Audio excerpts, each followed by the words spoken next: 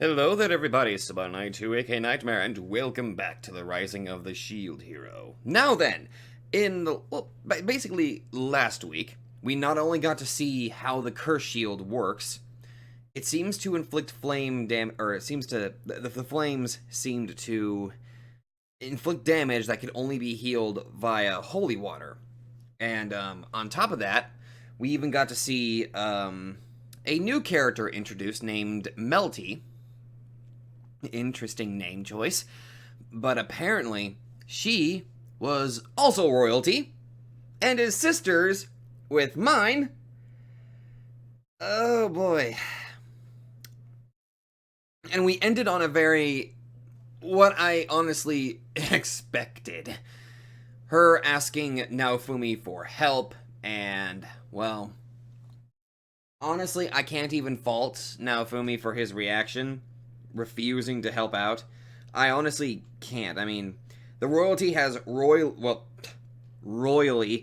fucked him over, so his blatant distrust for anybody associated with royalty is completely understandable. I can't really fault him for that. And talking about the previous episode involving the curse shield, you freaking faked me out, thinking that Philo was killed. But no. All the blood you saw? No, that was just the berries that she was eating. And then she was somehow inside the thing's belly. And she got out. Fantastic, because that did not tear my heartstrings apart a few times. But, ironically, we got to see how the curse shield works. And, considering all the negative side effects, it's probably best not to use them. Definitely not a good idea to try to use them. Although, considering I'm betting you that there's going to be a couple more instances where the curse shield might come into effect. Especially considering, though, we haven't had a wave in a while. So I'm imagining that the next wave must be getting close. Whether it be either in the next couple episodes or next week, I feel like we're getting pretty close to the next wave. That or maybe really not much time has passed at all and just, you know. But anyway, I'm kind of curious, like, Melty, you're really gonna have to try your damn hardest to get Naofumi's trust, which is pretty much non-existent toward anybody that is associated with royalty. I can't really put him at fault for that. He's got plenty of damn good reason to hate them. But anyway, let's jump right in and see what the hell happened. Alright, so in this episode, some good happened, sort of. It's gonna take a bit of a time for Melty to actually get Naofumi's trust, considering she is royal. I've already shared my feelings on Naofumi's distrust of the royals. It's very much warranted. So we started off learning about that there's a bit way to get class upgrades. And unfortunately, because the king is a dick, you're not allowed to upgrade the shield hero. Fuck you. And that led them to have to go somewhere else. Although, from the way it sounds, they're not going to be able to go there until after this current wave. And we also, because of that, we learned that there's actually multiple of the Dragon Hourglasses. I figured there was only one. Unless there was a bit of a detail up that was brought up earlier that there was multiple, I was under the assumption that there was only one. And I might have missed, if there was, telling that, hey, there's actually multiple. Shit, you're an idiot. But, interesting. On top of that, we finally figured out what that one soldier that was chasing them throughout the town actually wanted. He was from Loot Village, as well as a bunch of other people that are with him, and they wanted to join the Shield Hero. Okay, good, happy. I feel happy that there's more people that actually want to, help him out. And oh my goodness, that shit makes me happy. And unfortunately, we got to it's something that I didn't even, it kind of, I got so engrossed in the world that I actually forgot. Naofumi's this is not his world. And Raftalia got confronted with the possibility that he'd be leaving. I say possibility because maybe I'm just hoping that he stays. I kind of hope he does. I don't. I just. It's. I mean, if he does stay, that kind of gives him a better chance to kind of, either A, overthrow the bad kingdom, or B, fix everything. Or maybe he can complete two, actually both of them at the same time, in which case, hey, win-win.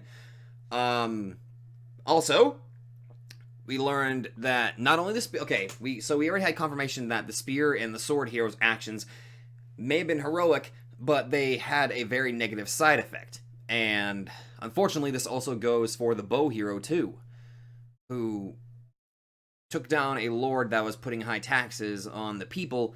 And what just happened? Another person took over, and as that one guy pointed out, it takes a lot of money to run a country. It just really depends on who properly uses it. Also, we got a Spider-Man reference, too. So that proves that Naofumi is from this world, I guess. Oh, dear. Oh, boy. But anyway, it looks like the wave is about to happen, and it looks like it's going to be next episode, if I have to take a guess. But interesting. This is going to be... Do not kill the soldiers, please. Don't kill these new friends that he just made. Please. Also, very good idea there now, Naofumi. Having them gather up that much silver so that way they can also upgrade their equipment. That is really good. Oh my goodness, they'll be able to get a lot more. They'll be able to get stronger with their teaming up with Naofumi and Raptalia and Philo. They'll be getting shared experience. That'll be extremely helpful. And it'll also help him kind of, keep up. Also, I think I might have misheard this. I'm guessing according to that, there's a level cap. I think it's a 40? I guess that makes sense. So that explains why they need class upgrades. This is going to be interesting. I wonder if they still even get experience at this point, though. That's something I'm a little bit worried about. But anyway, that's what I'm gonna end it, and I'm gonna go jump into the next episode. So I will see you guys there. All right, now we are on episode 11 of the Rising of the Shield Hero. Also having a hell of a way to start with just a cute little picture of Philo.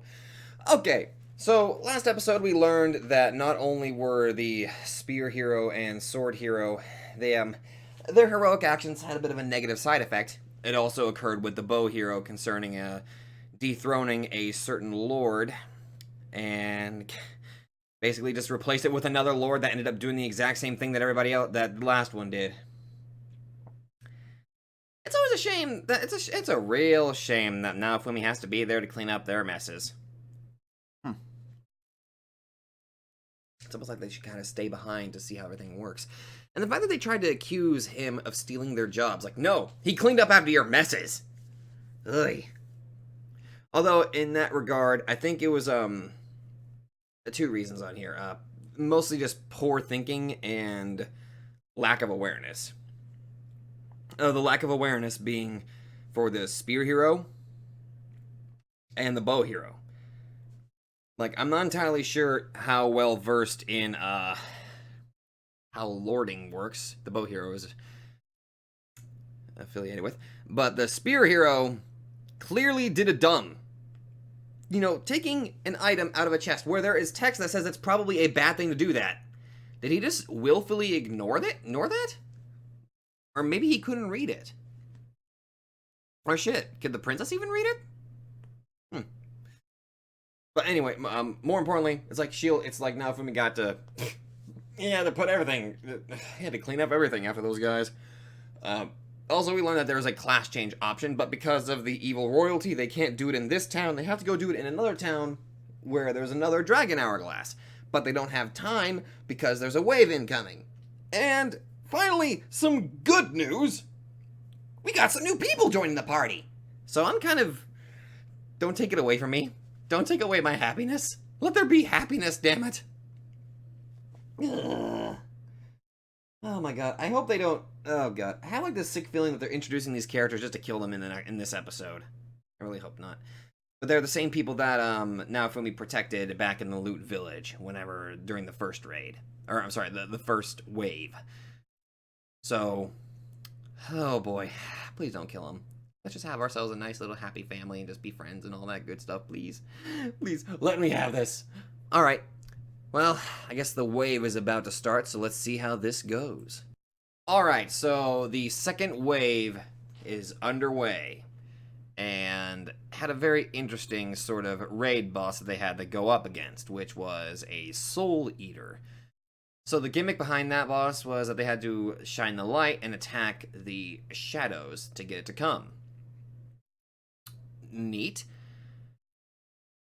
Also, mind you're not even trying to hide the fact that you're evil. My goodness, woman. But I think I've already brought this up a little bit. She's basically a product of her environment. So, being the way she is, I'm just assuming because of how the king is, it doesn't excuse. Just so you know, it doesn't excuse any of her actions. I'm just trying to look at this from a different perspective. She's basically a product of her environment and upbringing. You know? But more importantly, the raid boss goes underway, fighting the Soul Eater, and it unfortunately got to the point where Naofumi had to resort to the Rage Shield. And we got to see something actually pretty damn cool, but also a little bit worrying. It seems like the dragon zombie has still some sort of influential hold on him. I'm guessing because not only because he has a crystal forged into his armor, but also because Philo ate that same crystal, and it seems like that will is still lingering on inside of him. That makes me wonder how that's going to play out through the rest of the series. However, whenever he started activating the Rage Shield, it also affected Philo, and that's for the reason that I stated with the Dragon Crystal. Also, new fucking armor. That shit looked awesome, actually. Looked pretty damn cool. But he was able to get it under control thanks to Raftalia, which that's great. Also, Raftalia giving a stern talking to the other heroes. Good on you, girl. Thank you for that. I have hope for Ren, Itsuki, and Matoyosu. I have hope for them. Yes, I even said I have hope for Matoyosu. He's just being strung along right now. He's just being painfully oblivious. So, I'm hoping for some development. I am hoping that he gets better, in a way. So, and then we get this mysterious woman named Glass, who took down, we thought it was dead, but it came back. She took it down like that, rather easily. And the way she said things, only referring to Naofumi as a hero. I'm not sure if that has to do with I'm assuming that might have something to do with the Rage Shield, how that seemed to be the best way to effectively damage the Soul Eater. I don't know, maybe it's because she recognizes that. And I'm a little bit worried if she could take that thing down with relative ease. I'm a tad bit worried. I'm actually quite considerably worried about what she might do to everybody else. And on top of that, I'm worried about the soldiers fighting down in the village. The people that joined Naofumi. I really hope that they do not get killed. They've only been available for a short time, but I don't want to lose them. Let Naofumi have happy friends. God damn it. Let this happen. Also, the whole grow-up thing with the Rage Shield. And it says something about affecting his growths. I wonder how that's going to work. And we also got to witness a shield combination that is interesting.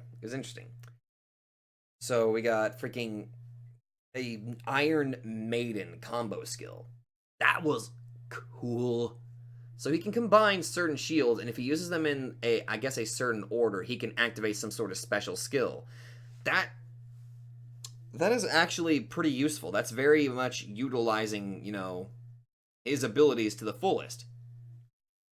Even if they are mostly defensive, which I think it's actually pretty cool. I never would have even thought about combining the shield prison and the pipes to technically create a pseudo Iron Maiden, and then summon a goddamn giant Iron Maiden in the sky. That was awesome! I'm wondering how this is going to play out, if they're going to be fighting this glass individual. But that's going to have to wait until next week.